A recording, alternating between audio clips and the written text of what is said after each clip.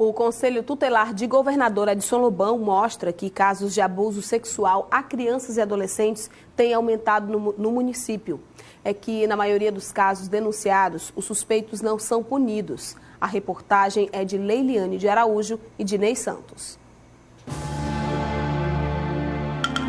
Nessa audiência, a vítima, uma criança de 8 anos de idade, denuncia ter sido abusada sexualmente pelo avô. Ela também disse que o caso era de conhecimento da avó, que nada fez para impedir os abusos. O depoimento foi prestado na presença de um juiz, de um defensor público e de um psicólogo. Apesar de contar o abuso sofrido com detalhes, a denúncia não foi acatada pelo juiz na época. Nesta semana, nossa equipe procurou o juiz para ele explicar a decisão. Nesse caso, a vítima relata que havia um emprego de objetos. Se a perícia é realizada um pouco espaço de tempo entre esse fato e a revelação, a gente consegue obter vestígios.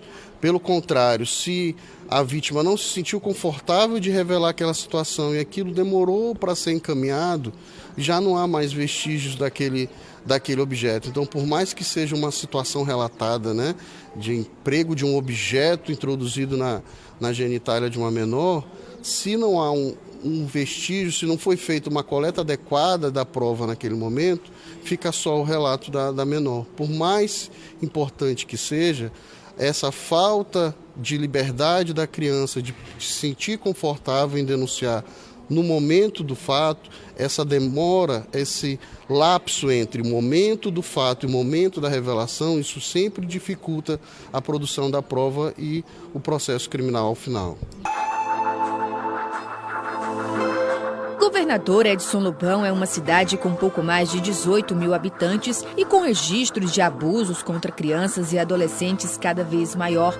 Só nos últimos 5 meses, o Conselho Tutelar recebeu 10 denúncias e muitas outras continuam recebendo a atenção do órgão. Em um dos casos mais revoltantes, o de um homem que abusou de 6 crianças. Como é que aconteciam? Ele dava dinheiro porque eram crianças pobres, eles davam de R$100, davam feira e em troca ele abusava a criança nos rituais dele, é tanto que lá se chama a atenção pelas fotos que ele colocava o nome das crianças dentro do carrinho do ritual dele. Os pais tomaram conhecimento depois que a gente encaminhou o caso à delegacia. Ele foi preso e solto.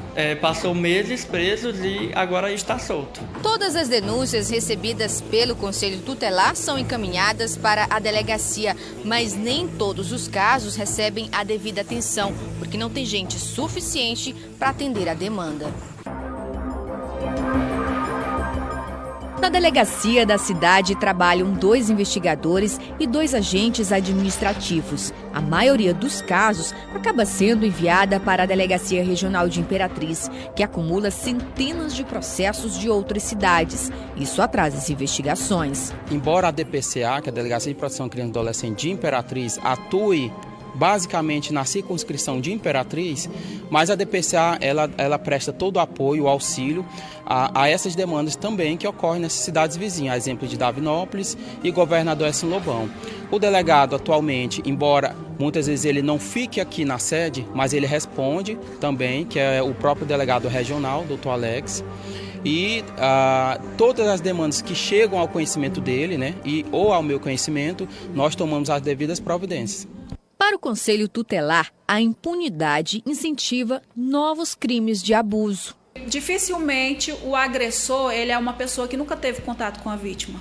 Na maioria das vezes são alguém muito próximo, um vizinho, um familiar, pessoas que deveriam resguardar, cuidar, zelar dessas crianças, desses adolescentes. São, na maioria das vezes, os que praticam esse crime. Uma campanha feita nas escolas tem incentivado crianças e adolescentes a denunciar os abusos. Como resposta, uma das vítimas usou as redes sociais para denunciar o seu abusador. As famílias também são orientadas a colaborar e apoiar as denúncias. Às vezes a criança ou adolescente falam para os seus responsáveis, relatam o abuso sexual, mas as crianças a família não dá crédito àquele relato, àquela fala da criança, entendeu? Devido a Normalmente, o abusador está inserido naquela casa, está inserido naquela família, então a família tenta camuflar, tenta esconder o abuso sexual para não interferir no convívio familiar, com medo que esse membro, esse abusador, sofra algum tipo de penalidade. Acaba que o abusador sendo protegido em vez da própria criança e do adolescente, do que a vítima. A Defensoria Pública cobra uma maior atuação do Judiciário para impedir a impunidade. A denúncia rejeitada, mostrada no começo dessa reportagem, foi contestada pelo Ministério Público e o caso foi reaberto.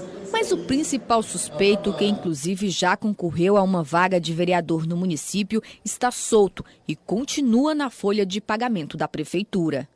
A rede de proteção, onde está incluída aí o Sistema Único de Saúde, o Sistema Único de Assistência Social, precisam sentar para alinhavar ações, alinhar procedimentos, a fim de que a impunidade não se torne um estímulo para que outros eventos dessa natureza, que violam a dignidade sexual de crianças e adolescentes, se repitam e se alastrem. No ano passado, o Maranhão registrou 1.121 casos de abuso sexual contra crianças e adolescentes e 62 casos de exploração sexual.